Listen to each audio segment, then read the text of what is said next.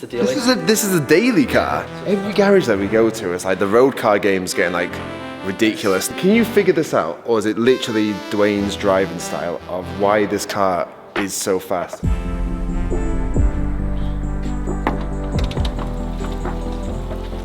Yeah, not so good. Alright, well, welcome to the Drift Games YouTube channel. As you can tell, as usual, it is absolutely shit outside. So, again, still on my own. Adam's still off. Wayne, I'm not even sure where Wayne is, if I'm going to be honest, but he's not in the shed. So, I've been in the office this morning doing some orders. All the orders that came in over the weekend will be going out shortly. The garage banner is still here. Sorry to the people that put in the orders over the weekend, it hasn't gone in any of them. But that said, I will be putting it in the day after this video comes out. Dave was also kind enough to leave the Supra with me, which is very nice of him.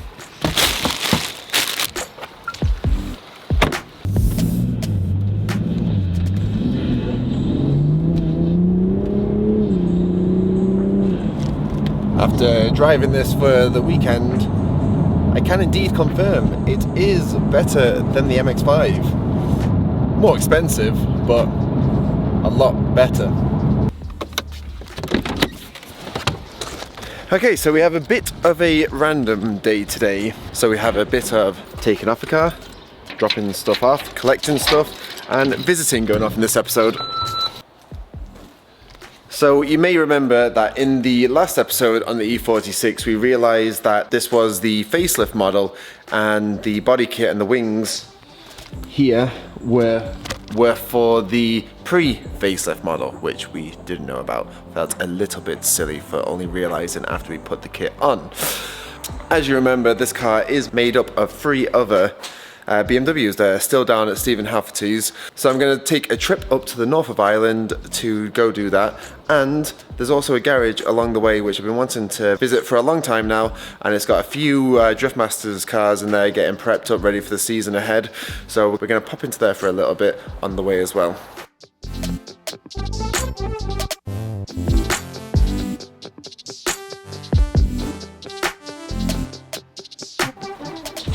Not gonna lie, didn't realise how hard it was taking the bonnet off by yourself.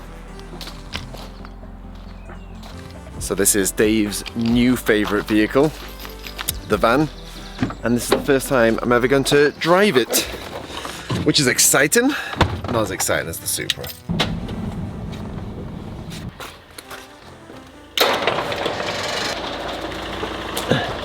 One thing that is quite exciting, not exciting, just I find it a bit fascinating.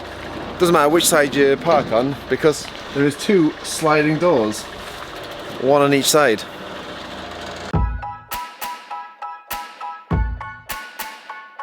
Door that I wouldn't even go on the sliding door. Right, let's hit the road.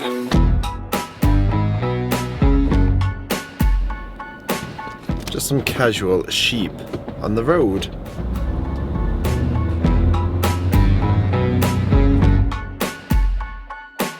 Okay, so verdict on the van. Slower than the Supra.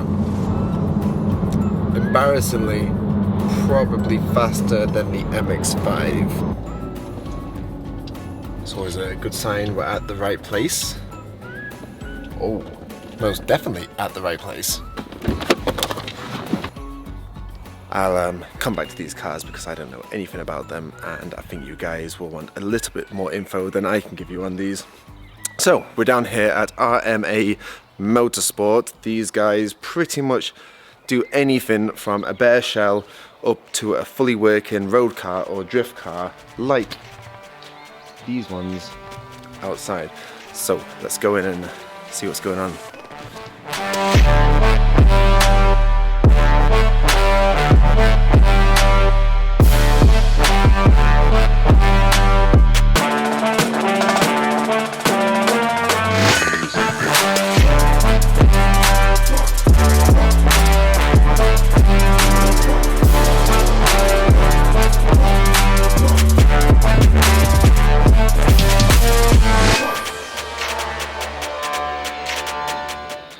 So Ronan, thank you for accommodating me, seeing as I literally only had the plan to come down here this morning and you guys. Very busy. Yeah, busy with Duane and Jack. So that is Duane, McKeever and Jack Shanahan's drift cars getting ready for Drift Masters. But let's start with these two cars here. First, just tell us a little bit what you do down here. We just make everything fast, pretty much. Build some crazy cars, customise all stainless fabricating work, wiring looms, you name it, we can do it. One-stop shop, more or less. So one-stop shop, that's what you need somewhere. Yeah. Not having loads of different people working on your car. I can tell this is far from standard, this car. This surely has got some of the top work that you do here. Yeah, this is a customer, so he decided, he actually imports cars, so he says he wants to build pretty much the best of the best, and I give him a list, and this is what he came with. Carbon CBC inlet, billet rocker covers. I was going to say, they're ridiculous. That's like one step more of a flex than the aluminium one. Yeah, that is the best money could buy, you could say. So, engine's pretty much stock, bar, head gasket, cams, valve springs, and everything else has been future-proofed, so going to pretty much max the engine out, hopefully push 650 horsepower, we're hoping. It's a stock engine with this size of a turbo. He's happy to push the limits, you can put it that way. So that probably is actually pushing the limits. That's like, so this is road car? Yeah, this is a road car, yeah. So every garage that we go to, it's like the road car game's getting like ridiculous now. It's nuts, it's absolutely nuts. We're building road cars with sequential gearboxes. Where does it end? That's the thing. That's the thing, like people said that they took drift cars to the ridiculous level, and now they're bringing it into road cars, which is even more ridiculous. And the brakes, you don't have those on a road car now. Radium swirl pot, titanium exhaust.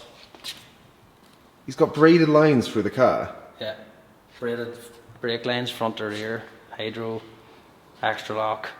It's a crazy road car. Hydro's actually, so it's a reverse mounted IRP, so that sits up in here. To give you a bit more space. Yeah, whenever it's reverse mounted you can still run the seats back and forward. So this is the Link road car dash. So this has all the like indicators on and everything ready for a road car to go in. It passes MOT with them, so we run then the GPS. For the speedo and everything. And everything, yeah, just leave life handy. So, and then it's running all the sensors. This is actually Jimmy that works for me. So this is his own car. Jimmy does all of the wiring, motorsport wiring side of things. So he's going for a super clean engine bay. Obviously hide all the wiring, e-throttle, just big turbo. This one's 2J bottom end, cams, head load of head work. Just more or less his masterpiece to show what we can do. So this thing gets drove pretty hard every day. So it's a daily. This is a daily car. This is like ridiculously clean. Like I always find it interesting, like when someone's done like a wire. Would you call it a wire tuck? Yeah, it's a wire tuck. Yeah, like a wire tuck like this, and there's really barely anything on show, like from a first look, and all the custom fabrication work and everything. Like super duper tidy. Right, so moving on from probably the two best examples of road cars onto probably the two best examples in the country of drift cars. So I've not seen Duane's car properly since I think it originally got built, and since then it's got a billet block, is it? Billet block, yeah. It's a billet race block. It's running 2.8 stroker. It's got a lot of head work done. How much are the blocks alone? You can ask Duane that one. They're not cheap anyway, but Duane had problems with blocks twisting. He was running that much power. It was actually twisting his block, so. You know what? That doesn't surprise me one bit. Too many clutch kicks, you could say. So now he's running the Pro Mod style 6-boost manifold. This is a 6870 precision turbo. So this turbo is actually rated for like 1400 horsepower. 1400 horsepower. So it's a monster. 4-inch downpipe. It looks really strange. Like it looks like a really. I don't know much about turbos. I'm gonna sound really stupid now, but like. That bit seems really thin compared to other turbos. Yeah, this is like a Pro Mod style manifold or turbo, so this is, to be honest, this is the first one I fitted, so we'll soon see how it works. 900 horsepower this is going to be running. Safe. Safe. That low boost. Yeah, 900 at low boost, that's just ridiculous now. Can you figure this out, or is it literally Duane's driving style of why this car is so fast, or is it just Duane's fast? It's Duane has everything set up pretty well. Duane's Is there any secrets to this? There genuinely isn't. No, Duane's just a fast driver. Duane can find the grip where a lot of drivers can't, so he uses the throttle that he needs to use more or less. So. But he just uses all of the throttle all the time. You wouldn't think that. Duane's actually, we're putting in a rotary switch for boost for him and Jack, so instead of having 2 boost settings, they've got, I think, maybe 12. I always say that's like the Spinal Tap turn up to 11. Yeah, Duane probably being 12 all the time, knowing him, all the boost. So literally on the start line, if he's going up against someone slower, he can turn the boost levels down and the car won't be as fast technically. We had this conversation, we think it's going to be too hard to change boost while driving, so he'll probably just find a nice boost setting and go for it. Well, obviously not Welsh driving. He's not going to be halfway around the corner and doing it. I've seen Duane on the walkie-talkie halfway during a battle speaking this, so nothing surprising me with him. Like. I always notice about him, obviously all the wiring's probably all over the place or non-existent. It's non-existent at the minute. Jimmy's currently making up the loom for the 2 cars. So. But it's a super, like, he literally has nothing in here to distract Super him. clean, yeah. Like literally no dash, literally just the heads-up display, not heads-up display, what do you call it? The screen. Yeah, the screen, yeah. So he's Again, actually running a new screen now, that's actually his old screen. So that's a smaller one, isn't it? Yeah. Is he getting the bigger one? Yeah. He's getting the TV screen, you could say. The TV screen, the wide screen. And then in the rear it's the dry sump tank. Literally just dry sump. And the weird thing I always find about Duane's car is that he runs the radiator in the front still, doesn't he? Yeah. Why does he... Is that the secret? No, it was... Ideally, you'd think all the weight would be to the back. Because Duane's running the dry sump at the back, then I suppose his weight is evened out. Because I would say especially... Yeah, but I'd say especially in Drift Masters, I would say probably 90%, if not more, of the grid have the radiators in the rear because obviously they want more weight in the rear. But then again, Duane seems to be faster than everyone. Yeah, well, Duane's got a dry sump, so that holds probably 20 litres of oil, I would say. So you take that into consideration, that's right, a bit more weight at the back. And then just a massive wing. And then running the STROM DS25s. So, yeah, can't figure out why he's so fast. I hate how you try and find excuses and it just comes down to he's just a ridiculous driver. Duane in any car is fast, it doesn't matter what it is. Right, Jack's car.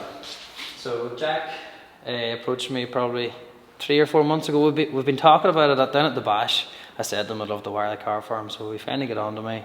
And now it's getting a full new loom front to back.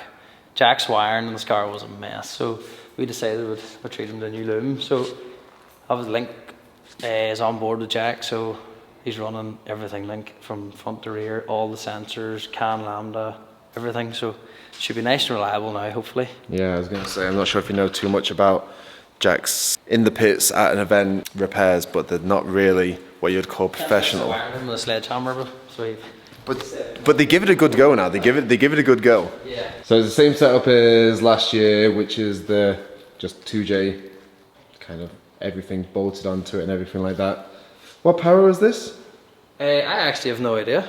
I would say it's 600-ish, maybe a bit more. I honestly have no idea. I was going to say Jack. I'm not really into is checking power. Jack never actually liked that much power. He always said he said 500 horsepower and grippy tyres was his. That was in Ireland now, obviously.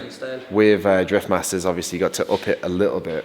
But, I mean, I'll say the 14 that he had before this, he couldn't really gel with that much once they put the 2J into it. Yeah. And then as soon as he got into this car, he was a completely different driver. His driving just was ridiculous. Like, he's been very successful. He almost qualified first in every single Drift Masters last year, I think. I will say he has kept this car in surprisingly good condition. Like, the sills aren't betting. It's kind of, obviously the bumper bars are off and everything like that, but it does show you how much of a drift car is actually just taken away. Just literally chops the back off there and everything's just built back up. I can't help but, sorry to intrude here, but this is a loom in the making, is it? Yeah, this is Duane's. This is Duane's one? Yep. It's like... So this is his bulkhead to engine harness. What the hell? Is that all like... It's all concentric twisted, yeah. So it's more or less for strain relief, flexibility, looks good. So literally everything's built into this, it's all just kind of one big wire running through the car? Yeah, you start off your core and you just build up your layers. And it's just all the strain relief, reliability. This goes on the bulkhead, this will be wired as ECU. And then on the other side of the bulkhead,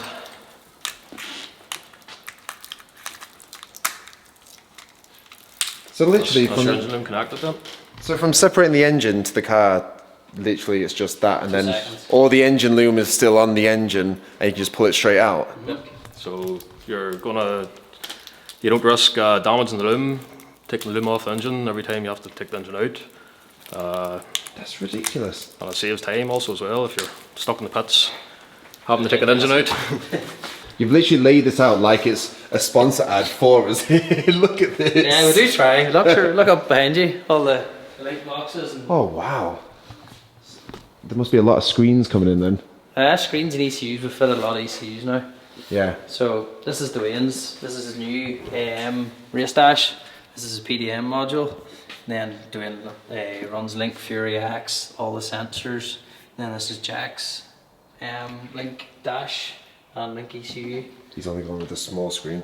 Yeah, the baby one. I think that one could be distracting now. No, Like, I don't think that.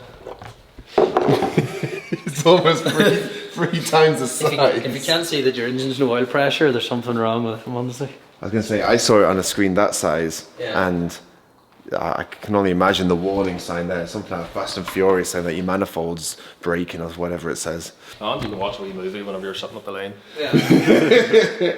Right, so on the way in, sorry to so you can go back to... I'm not getting blamed for Duane or Jack's cars, not getting done for Driftmasters now. So on the way in, I saw some other road cars. They're all customer cars that you're working on? Yeah, it's customers and cars that we have previously built, and there's some cars out here too we built. So. And as we always say with these cars, the price of them's just gone ridiculous now.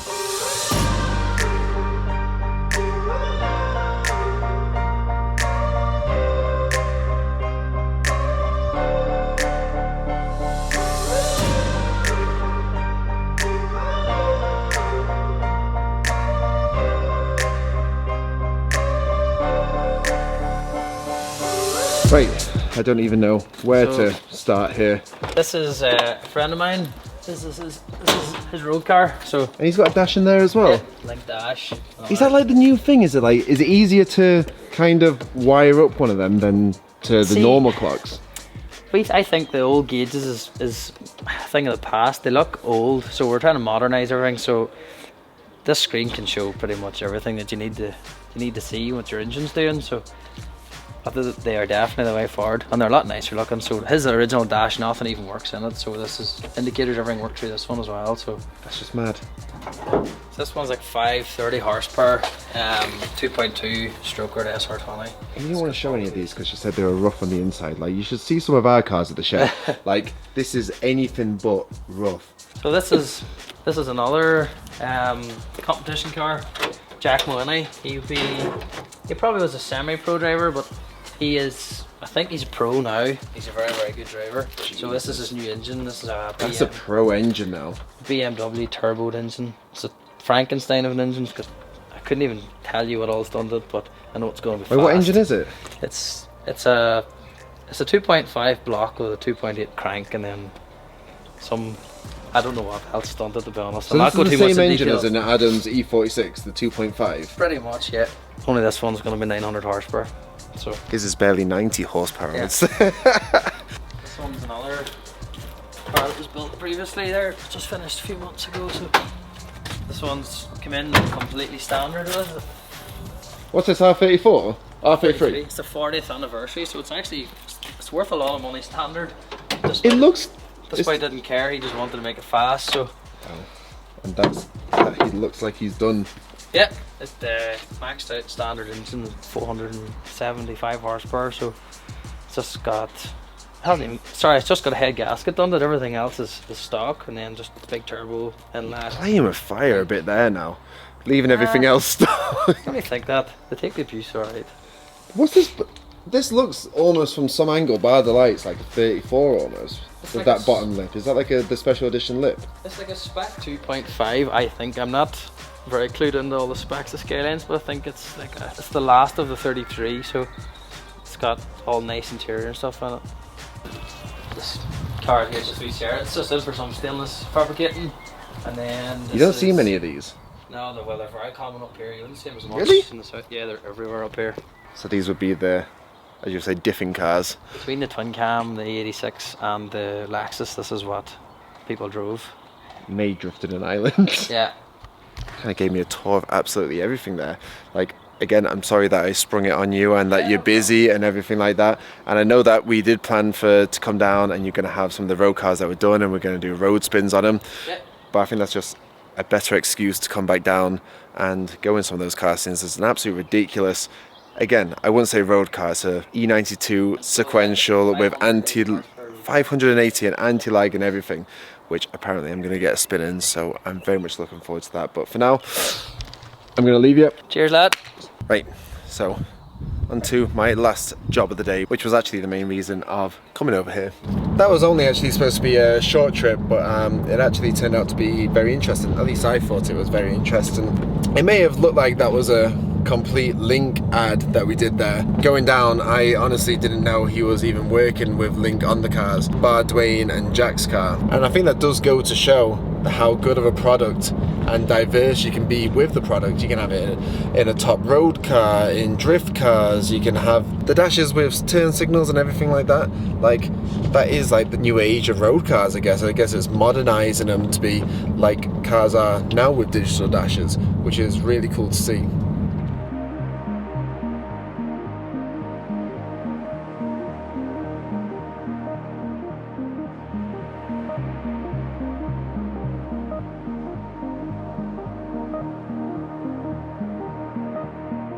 So I came down here to swap the facelift stuff to the pre-facelift. I needed a bonnet off you. And the one thing you don't have is a bonnet. I made a very long journey just for these, I would say. You've done alright out the deal. Look at this. I'm happy enough, man. I'm not gonna complain. And then two lights and, sorry, this is gone to your pile as well. And I'm left with this. Right, not as successful of a trip as I was hoping for. So that brings us to the end of this episode. I just thought I could bring you guys along for the journey for my, essentially, to-do list for today. So really glad we got to check in with RMA Motorsport. Looking forward to going down again and seeing what else they have. Until then, I'm going to leave you. I'm going to carry on soldiering on by myself. And yeah, we should catch you guys on the next one.